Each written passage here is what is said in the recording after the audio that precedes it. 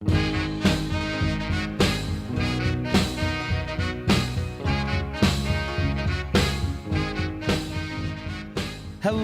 and welcome to the PropSwap podcast. We are your hosts, Ian Epstein and Luke Pergande. And we are also the founders of PropSwap, the first marketplace to buy and sell sports bets. Thank you so much for joining us this week. We've got another great episode for you. Luke and I will get into our favorite stake or swap picks. We have the host of Follow the Money, Mitch Moss, joining us for a terrific interview. But first, quickly, just want to talk about this huge ticket that hit. It was not sold on PropSwap, but it was brought to us by one of our customers who inquired about potentially selling it. It was Morocco to reach the quarterfinals. This person bet $91,000 at 11-1 odds. So it was to win $1 million. As we record this, Morocco just beat Spain to to reach the quarterfinals. So the ticket is a winner. It is currently blowing up on social media as we speak right now. Luke, quickly, what are your thoughts on this massive ticket? Incredible. I mean, not amazing odds. Like, it's 11-1 winner. But the fact that you put $90,000 on a Morocco World Cup bet that comes around every 4 years, and you barely get to watch this team before handicapping it, in contrast to the NFL or college football or college basketball, you get to watch these teams dozens of times before making a sports bet. This is crazy. Super congrats to him. He's a huge customer of ours. I mean, a power seller, no doubt, on PropSwap. So very proud of him. Very happy for him. Super fun. Yeah, and so I mean, Morocco obviously at 11-1. They were a long shot to get out of the group. The upset there was Belgium was the team that was supposed to win the group, and they didn't make it. And so it was Morocco and Croatia that got out of the group. Morocco actually winning the group, and so that got them a date with Spain. But yeah, just an incredible ticket, and really the first kind of major upset so far in the World Cup. Morocco beating Spain in penalty kicks. So potentially more to come on that story. But without further ado, a guy that Luke and I have known for years, since we started PropSwap in 2015, Mr. Mitch Moss. It's a great interview, and we hope you enjoy it. And we are here with Mitch Moss, the host of Follow the Money on VSiN. Mitch, thanks so much for joining us today. You bet, guys. How are you? Doing well. So a fun piece of trivia. Mitch recorded PropSwap's first ever radio commercial, was the voice of it. So my first question is, how and why has that led to all of your success in your career? I think that was the reason why. That was the catalyst that got everything going. Is that right? That's yeah. Are we talking about like 2015? 2015? Yeah. All right. But that does lead me to my actual first question. So you were a radio host at ESPN Vegas. Yep. That's where we met you. How did you get your start at ESPN Vegas? Well, it goes back a long ways. I've been in Las Vegas since 2001. So when I first got into radio, I met a guy by the name of John Hansen. We worked in Wisconsin together. He had never been to Las Vegas, and he had no interest in coming and visiting the city. And I was like, dude, I've been out there twice. You're going to absolutely love it. I want to move out there right now, whatever, blah, blah, blah. He's like, fine, I got friends out there. We're going to go out there. Same thing. He before he left for Wisconsin, he knew that he actually had job offers, and he made a point to he didn't want to move from Las Vegas. And he was really, really good at what he did in the radio world. And so he got a job, and then soon thereafter, he's like, hey, dude, he's like, as we always talked about, if we could find a job, we'd try to bring the other person on board. And he goes, there's a job now. I asked if they could create like a producer job for you. He's like, do you want it? I'm like, it was no hesitation. I'm like, 100% if this is actually, if this is a thing, yes, I'll move up to Las Vegas tomorrow. And so that's how it started. I moved out here in 2001. And, I've been out here ever since. Well, I was in the Bay Area for a couple of years, but I met my wife here in Las Vegas. She's originally from the San Francisco area. We moved there for 2 years. I loved it actually more than she did. And we had a chance to move back here. And then I've been back in Vegas now almost a full decade now since we came back. What city in Wisconsin was it? We're both Chicago guys, so we know Wisconsin pretty well. Yeah.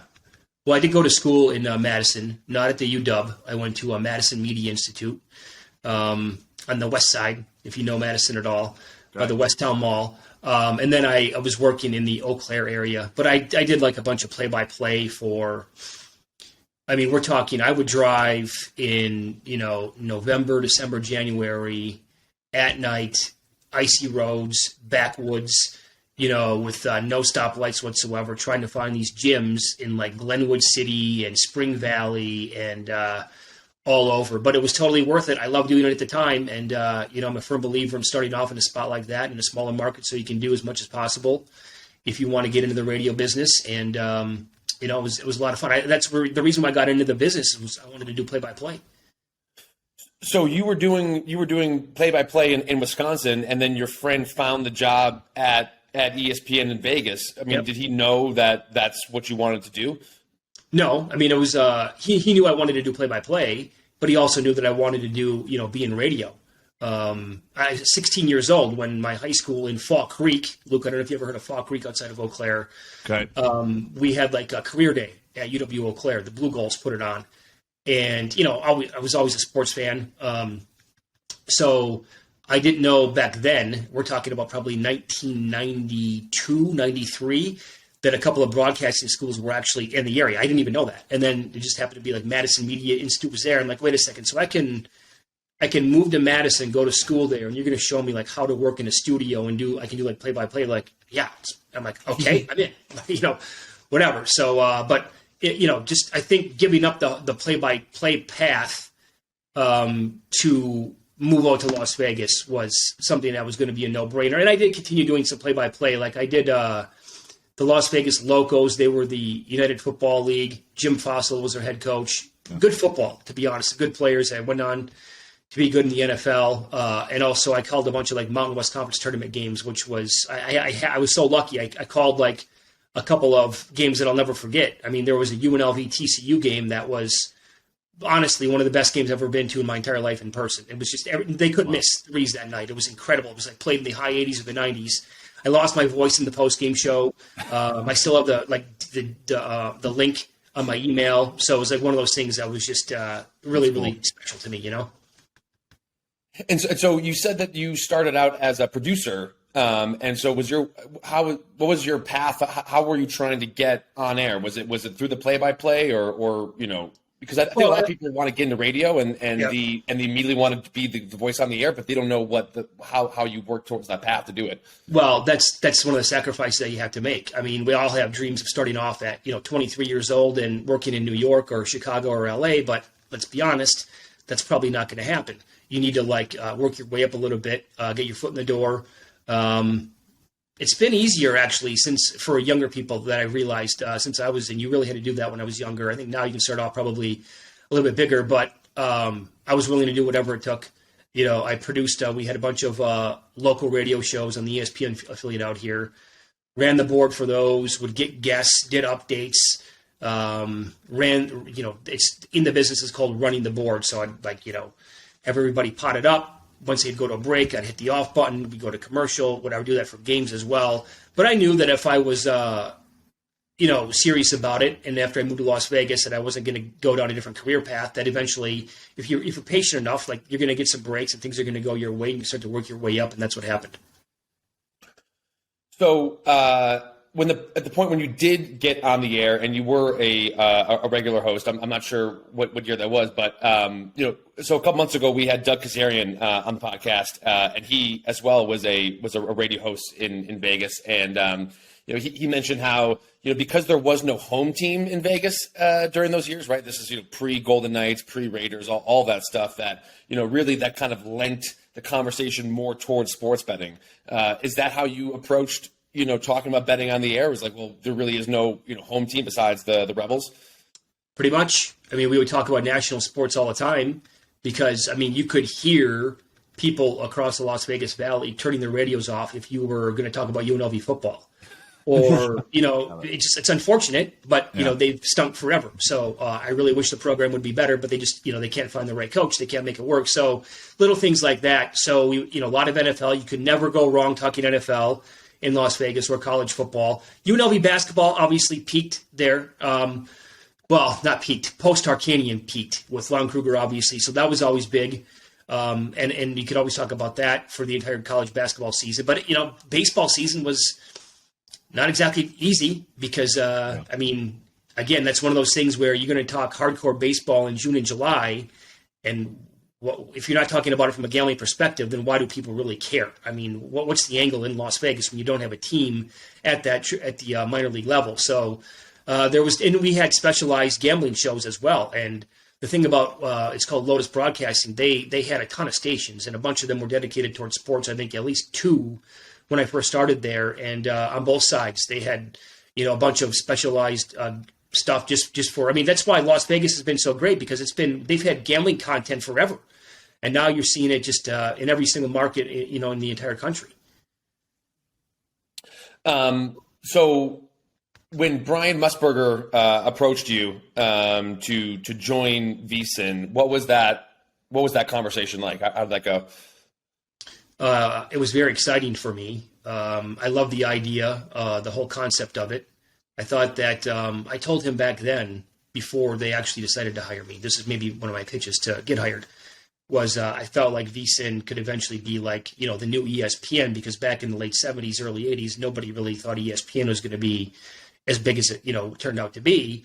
And my angle was, if you can do, the sports betting stuff, first of all, but also if you could do like live content during games, or maybe even at games when it's like, specifically the broadcast is on. I mean, could you imagine if Brent was in his 60s right now, or in his 50s, Brent Musburger, and he was calling games specifically like on VSiN when he had like Jimmy Vaccaro next to him, and they're talking about the game and the in-play odds. I mean, that would just be, that to me that's the future, and it would be so big. And, that can still be the case. You're just gonna have different voices on it now, but the whole live betting, I don't think is, I think it's just like tipping the iceberg still. It's gotten way bigger than what it was, obviously, but live betting, I think, is the future of this stuff.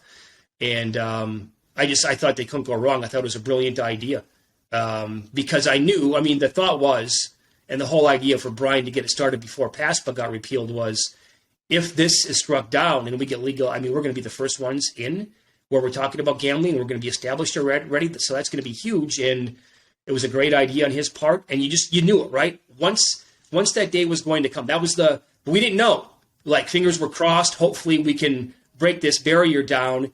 But then the floodgates were going to open. And now you guys have seen what it's like in the last 4 years. Yeah. Yeah.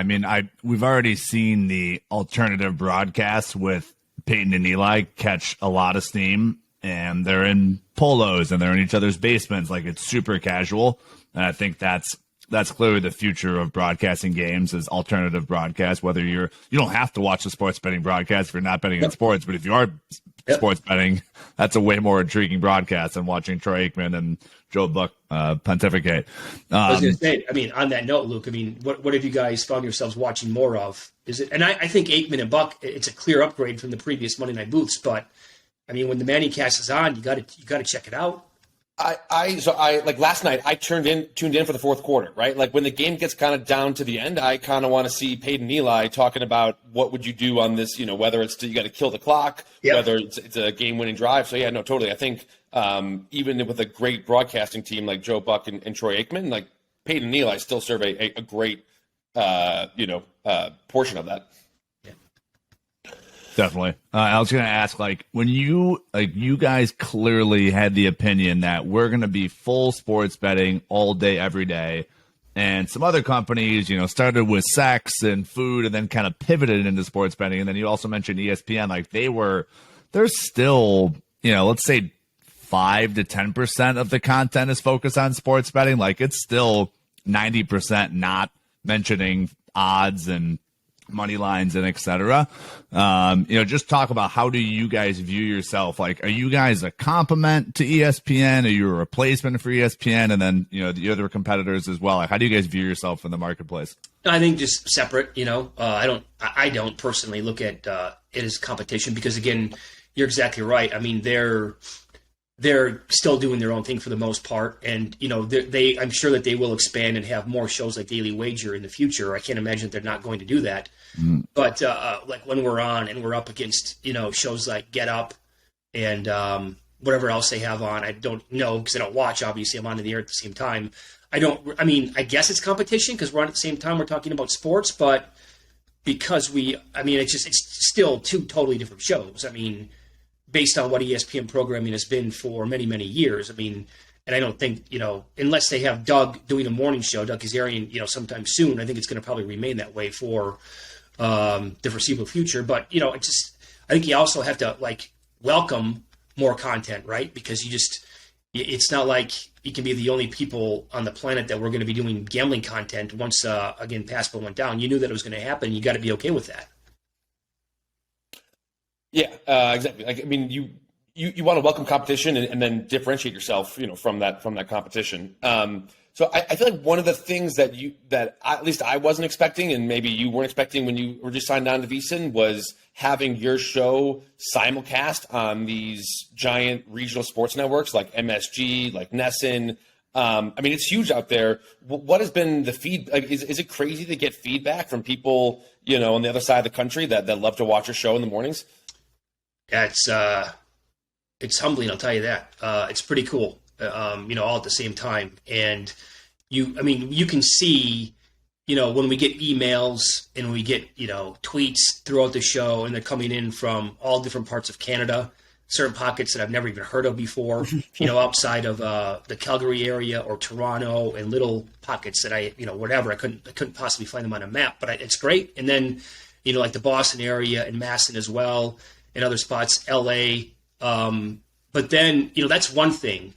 But then when we went to Foxwoods last year, I think it was almost like this week last year, early December, when we went there for the opening of DraftKings.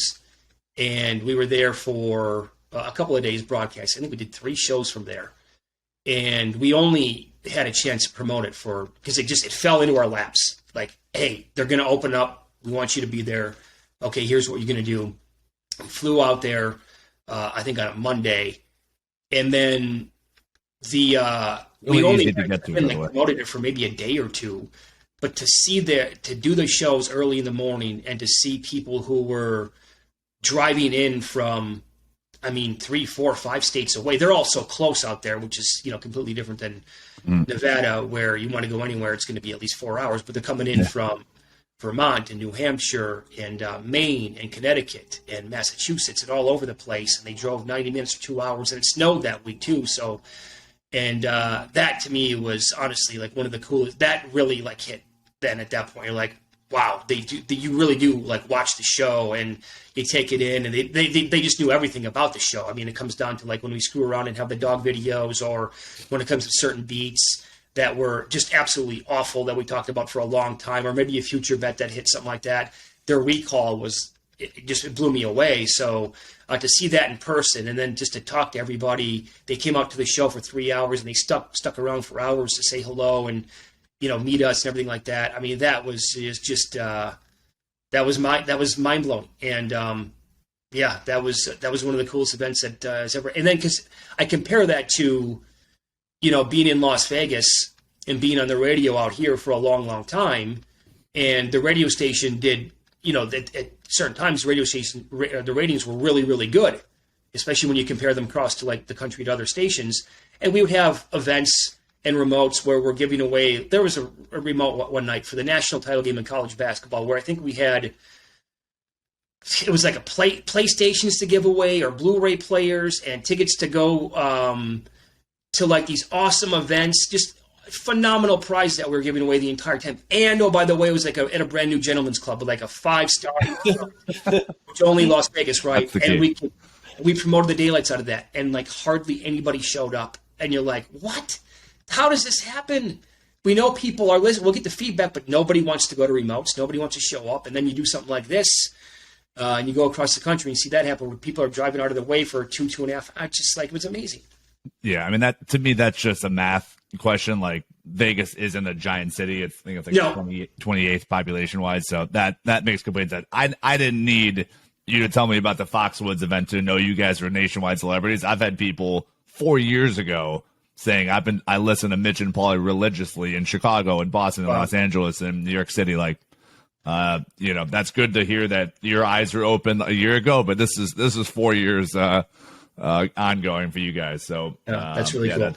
That's nothing new. You're gonna ask something. Go ahead. I just, like, luck happened to all of us. Like, to your point, you were trying to figure out, like, is sports betting going to get legalized in 2018? Like, nobody knew. People have been saying since 1995 that PASPA was going to get struck down. Like, anyone that thinks they knew in 2015, 2016 is lying. Like, that had been rumored for nearly 30 years. So I think luck, you have to get lucky in life. And a lot of us did. So, just looking back, like, if that hadn't happened, do you think VSiN, where would you be today? Would you still be at VSiN? And, just thinking about if PASPA didn't get struck down, what would your life look like?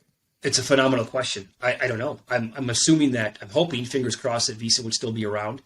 But I'll be honest. I mean, the spot that I was at again, and going to VSiN was the best move ever that I've ever made my entire career. I mean, no question about it. But I will say this: the previous spot that I had, I told this to, management back in 2017. I'm like, now what's kind of like the guarantee here moving forward? Because I mean, I'll be honest, like, job security in radio that doesn't really exist. Yeah. But I will tell you, like, where I'm at, Lotus Broadcasting, it's like they treated, if you were there for a little while and you got your foot in the door and they liked you, you could be there forever. And that was like that. I had that, like, right. That job security was there. And that was one of the great traits about the GM. And, at the time, Tony Bonici, and running like Tony. A family type business. Like, I mean, it was just like, you could, and some of the voices that are still there, you guys know, a lot of the voices who are still on the stations out here in Las Vegas, they can, and that's a great thing, right? If they want to be there for as long as they want, whatever, they can be there forever. So unless they screw it up somehow. But that was one of the things that I went back and forth on. Is like, look, I mean, I didn't want to move back here from California. I love San Francisco. My wife wanted to come back. So we did. And I'm like, I got to tell you, like, this place, it's like, I can stay here for as long as I want. I know that. So how do I know if I leave here, it's going to be, something that's, to your point, if PASPA doesn't go down, like what's happening? And they were like, trust me on this. Everything's going to be all good. So I'm like, okay, I will. I trusted them, and it's definitely paid off. Well, you certainly trusted them when you signed up for a time slot that starts at 4 a.m. Pacific. I think I've asked this before, but I want to ask you again. How do you pull off getting up and ready and starting recording at 4 a.m. Pacific when you've got important games that go on pretty late the previous night? What is your daily sleep schedule like? Because I'm very impressed you can do this. It's well,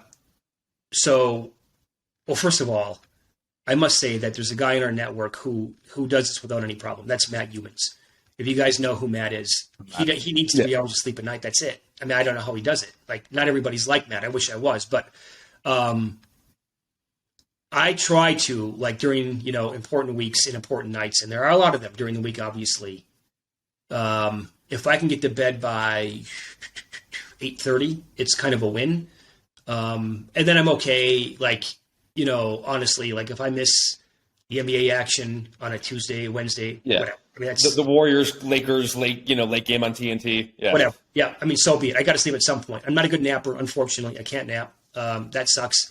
My co-host Paulie, he is I know he's a serial killer. I know he is because he could be like Dexter on the Showtime show and just, like, stab 13 people and fall asleep the next second. I mean, I don't know how he does. So he can nap. I can't, but and in a perfect world, if I can go to bed like at 6, like on a boring night, but that never happens. So generally it's about 8:30, but that's, out here anyway, like the primetime football, for example, games are done. Yep. Yeah. Then I wake up like around 2, and then, because we're all ready for the show the day before. Like, we spend the entire day before getting ready and knowing what we're going to talk about. We have the entire board down. We have all the angles that we want to discuss, all the odds, everything like that. So then if I miss, like, a Blazers, Jazz game, so be it. I'll wake up, look at the box score, and see what happened. And that's because we're not. How much time are we going to talk about that game anyway? Not much. Yeah. All right. I have one last question, then Luke can finish up. But when you look at the future of sports betting, what gets you most excited? Well, I think again, live betting. The idea of live betting getting bigger and bigger and taking off, more options gets me excited because I like to live bet. I'm certainly no master at it right now. I win some, I lose some for sure. But I think the idea of that getting, and I'm speaking now basically in terms of out in Las Vegas because, this has been the place where it's been legal for a long, long time. Mm-hmm. But yet, there's this dynamic of most other books have surpassed Las Vegas when it comes to the betting menu, as you guys are well aware of. I mean, look at the World Cup, for example. I mean, you can bet these ways, 800 different ways, these game matches 800 different ways at certain books. You can't even find to win to nil at a book, I don't think, other than maybe Boyd out in Las Vegas. That's pretty much it. So I think Las Vegas, there's going to be a balance where their menus will expand, but also they'll have the same philosophies. Like, for example, Circa. And they'll tell you, like, their in-play menu is not great. They're offering more and more now, but their menus they're not deep. They're more about the meat and potatoes, as they're going to flat out say, sides, totals, but then they're very transparent about like what the limits are going to be. And to me, that might be something that would be good for every bettor, right? Small or big. If you can go into a sports book and you get into their app, I think Circa's the only one that does this. And you can go on pretty much any bet that you want to. And that app needs to say like what the limit is for pretty much anybody. I think that small little piece would be huge for something that would help everybody out in the future. Yeah, no, I agree. And I think Circa does a fantastic job, especially on their social media, about transparency with hold percentages. Yep. I think that's something that very few people know about, but I think a lot more people should know about that.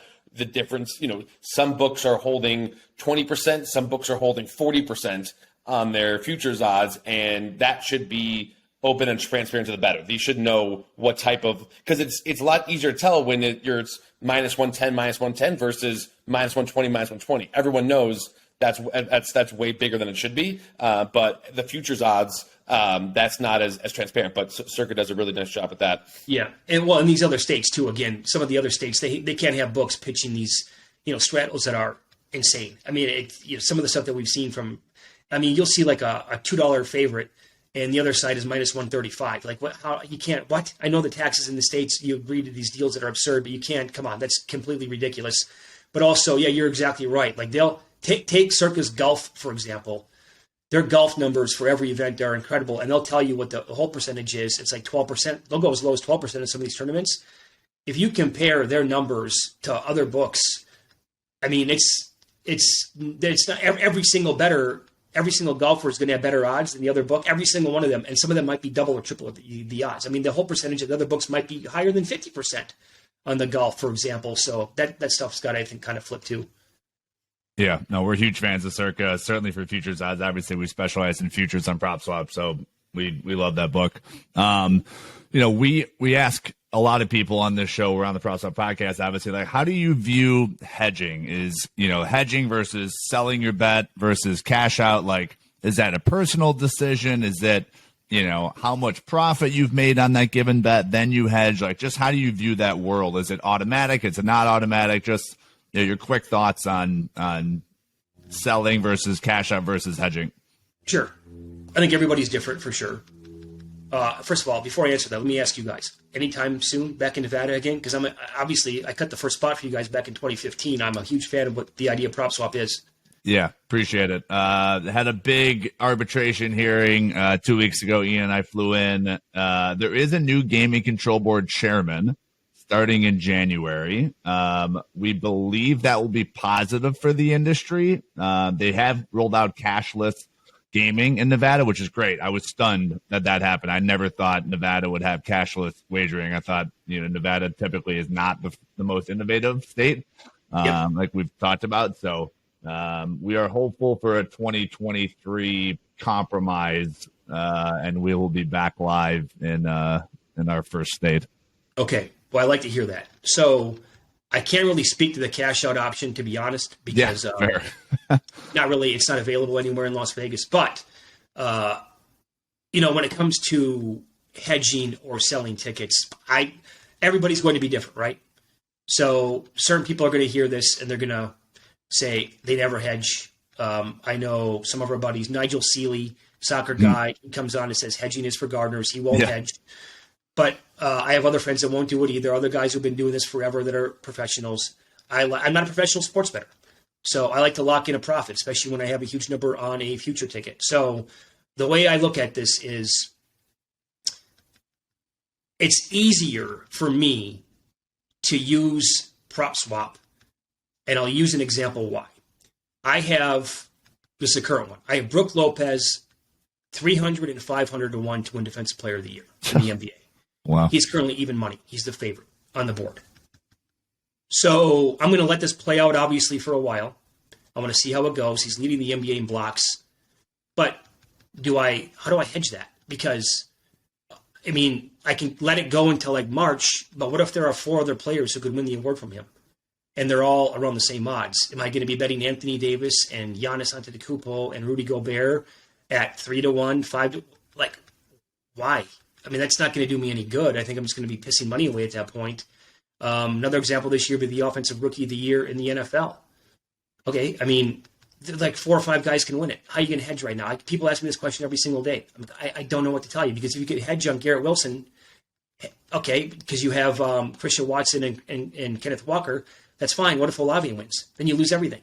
What if Kenny Pickett gets blazing hot and wins it, or whatever? You get my point. You can say you can use this every single year. So trying to find, if you can have an amazing number on a player, and then if something happens over the final couple of weeks or the months of the season, it's too unpredictable. And other guys that you don't know are going to come up. And so I've used PropSwap a ton. You guys know this, I'm sure. I've sold, I've purchased tickets a lot going back over the years. So I like that angle. I really do. Just because the other hedging idea is too difficult, in my opinion. Yeah, you laid out perfect examples. If you have a big long shot and then 3 other candidates are single digit odds, like that just is such a difficult outcome to hedge out of. And if a guy's like Nigel, if you have 100 to 1 Phillies ticket to win the World Series and they get to the World Series and it pays out 30,000, how are you going to hedge that by betting on the Astros at minus 200? Do you have 20 racks sitting in your checking account to make a hedge bet on the Astros? I've never understood the people that are either A, don't hedge, or B, oh no, it's easy, you just hedge on the Astros. Unless you have unlimited funds, how are you going to do that? Exactly right. Yep.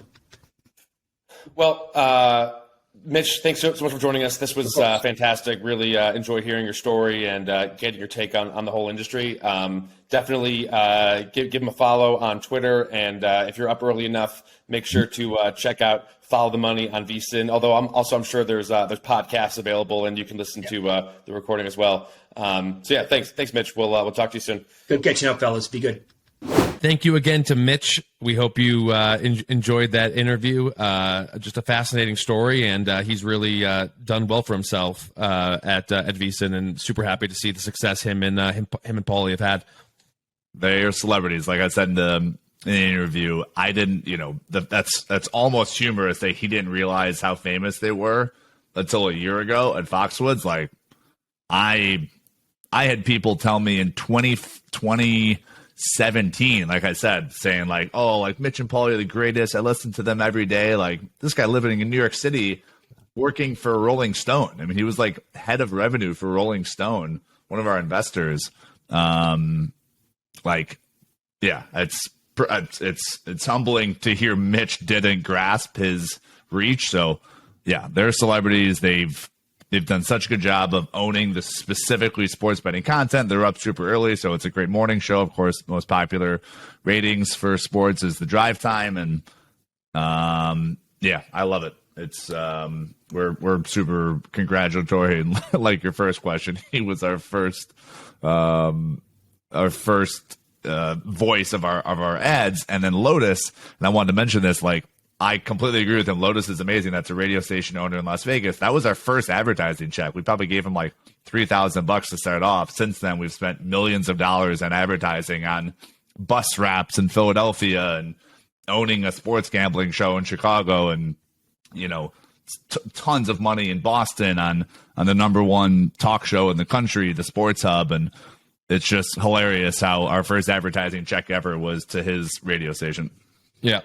I just think he knew that they were popular, but I think when people listen to you every day for so long, I think they feel like they know the hosts, right? And so it's, the people listening feel like they know Mitch and Paulie because they've spent so much time with them. So I think it is probably surreal when you go meet the fans, and not only, oh, hey, I'm a big fan, but they start bringing up these kind of personal stories that you told on the air, and you're like, oh, I forgot I've said that. And like, that's crazy. You remember that, So I'm sure he was aware to a certain degree, but I think it really just hits home when you talk to the fans. I know we have, not the same amount, but close to the same amount as fans as Mitch and Paulie. So without further ado, it's that time of the show to get into Stake or Swap.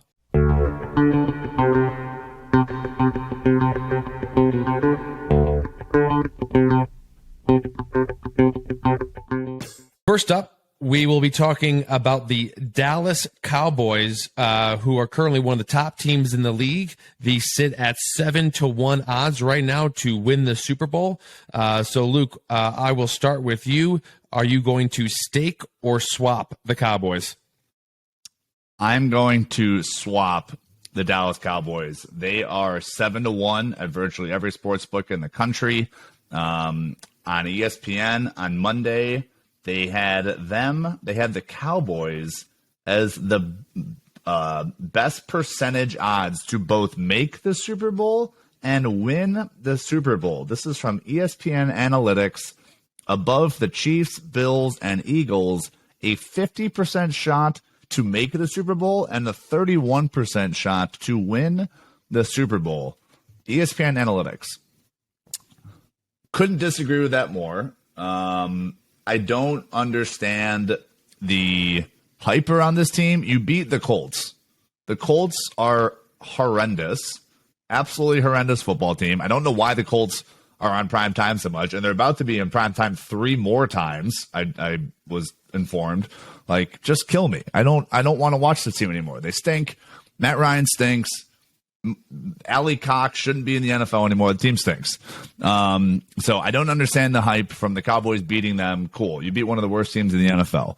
And then to say you're better than the Chiefs, Bills, and Eagles, like, that is so preposterous. I can't even begin to describe it. So, but according to the odds, they are the 4th best team. I would take the Bengals over them. I would probably take the Vikings, not by much, but I would take them. I'd take the Dolphins over the Cowboys. So, and then lastly, like, the whole Michael Gallup hype, like, people pick him all the time in fantasy, and I've never understood it. This year, he has 297 yards, 3 touchdowns.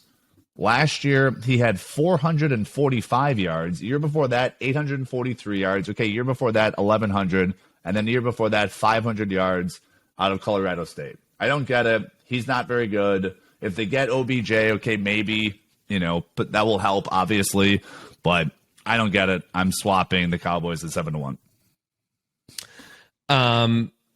I disagree with you. I am still staking the Cowboys at 7-1. They are a very good football team. They are well balanced. I think people are overlooking them because of the Eagles and their record and the fact that they're not, the number 1 team in the division. I think the Cowboys are extremely live the next time they play each other, which is around Christmas time. Let's see. They are 3rd in the league in points scored, 3rd in the league in points allowed. They are 3rd in red zone scoring efficiency. Tony Pollard and Zeke is a great running back combination. We know they've got a great defense.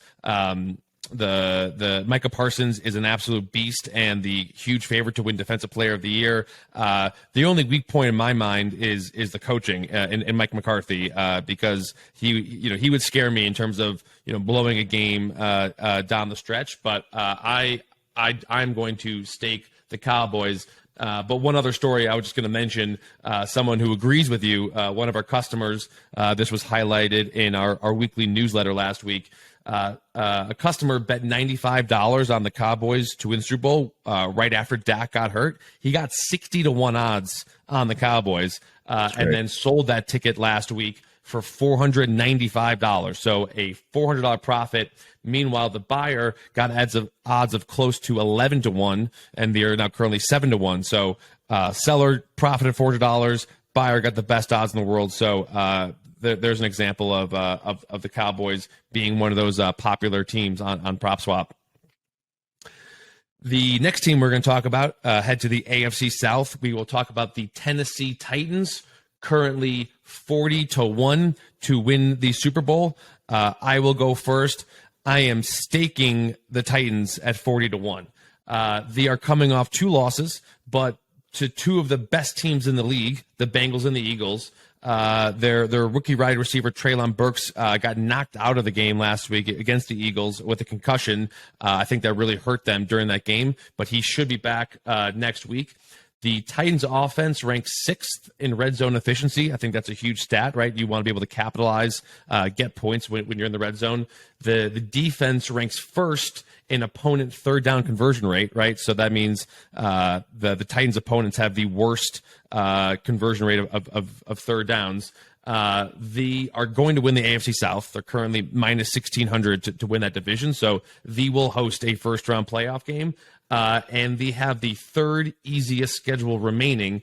Their next 3 games are home versus the Jaguars, at the Chargers, home versus the Texans. So I think they're going to get some wins under the belt, finish the season strong, and I think you'll see these odds drop to 20-1 in pretty quick time. So I am staking the Titans.